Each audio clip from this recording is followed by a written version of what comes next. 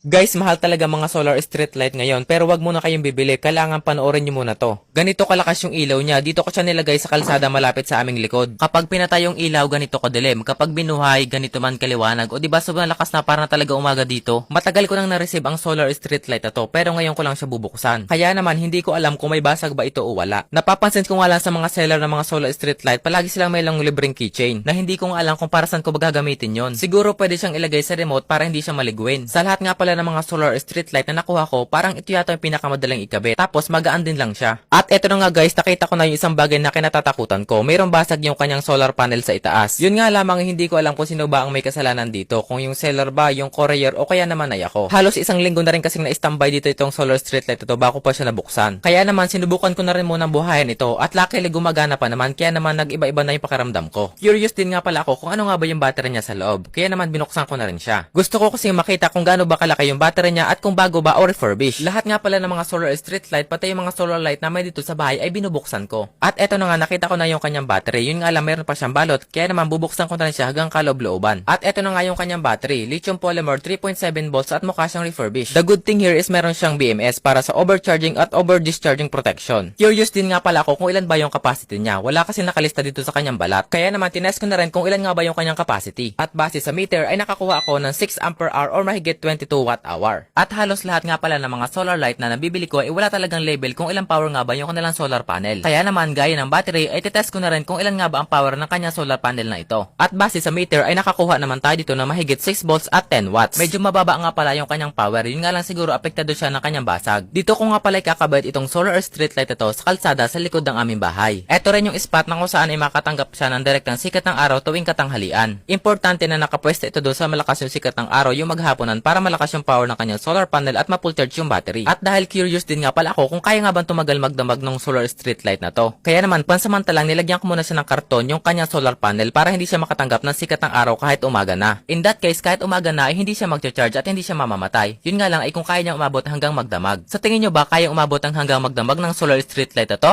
Comment nyo nga. Kung mapapansin nyo, kahoy lang talaga yung ginagamit kong poste. Para sa akin kasi mas maganda gamiting pang poste sa solar street light ay mga kahoy para madali siyang ibaba, madali siyang ikabit. Kapag kasi bakal yung ginamit nating poste dyan, ay kakailangan pa na maraming tao kasi mabigat yon. In this case, kapag nasira ito, madali ko siyang maayos kasi madali naman siyang tagdagan kasi nga kahoy yung kanyang poste. Grabe, ganito kadilim kapag walang solar street light. Kapag meron na, ayan, ganito na kaliwanag, parang talaga umaga dito, sobrang lakas niya. Nakakatakot talagang dumaan sa mga kalsada kapag walang ilaw, lalo na pag sobrang dilim. Pero ngayon na may street light na, ay iba-iba na. Ang maganda pa nga pala dito, kapag naikabit mo na siya, ay wala ka ng pagbubuting tingin pa. Kasi kapag madilim na, ay automatic na siyang nabubuhay. Kapag umaga naman, automatic siya namamatay at nagcha-charge